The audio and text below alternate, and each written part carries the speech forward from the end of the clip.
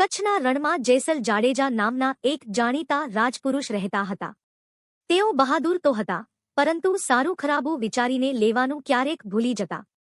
એ જ પ્રદેશમાં એક પવિત્ર, કરુણામય અને ધર્મપ્રિય સ્ત્રી તોરલ રહેતી. તોરલના પતિનું અવસાન થતાં તે સતી થવા તૈયાર હતી, પણ ગામના સંતોએ તેને કહ્યું કે તે સતી બનવાને બદલે જીવતા જીવ કર્મ અને ભક્તિનો માર્ગ અપનાવે.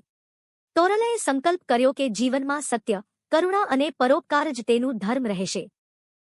એક દિવસ જ્યારે જેટલા ખૂંખાર દુષ્કર્મી અને લૂંટારા પોતાની ટોળી સહિત કાફલો લઈ જઈ રહ્યા હતા ત્યારે તેમણે તોરલના ઘરને લૂંટવાનો વિચાર કર્યો.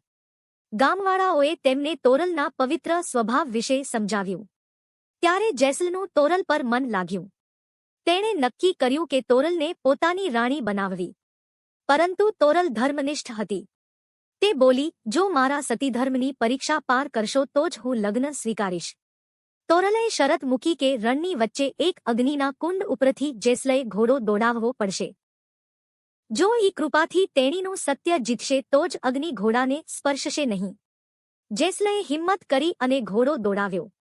ચમત્કાર થયો, અગ્નિ કુંડ અસર કર્યા વિના તેઓ સલામત પાર ગયા. જેસલને સમજાયું કે તોરલ સત્ય, શૌર્ય અને પવિત્રતાનું પ્રતીક છે. જેસલ અને તોરલ પછી ધર્મ, પરોપકાર અને લોકોની રક્ષા માટે જીવતા રહ્યા. આજે પણ લોકો જેસલ તોરલને પ્રેમ અને સત્યનો આદર્શ માનતા આવે છે. એમ કહેવાય છે કે જેના હૃદયમાં સત્ય અને ભક્તિ હોય તેને જીવનના રણમાં પણ જીત મળે છે.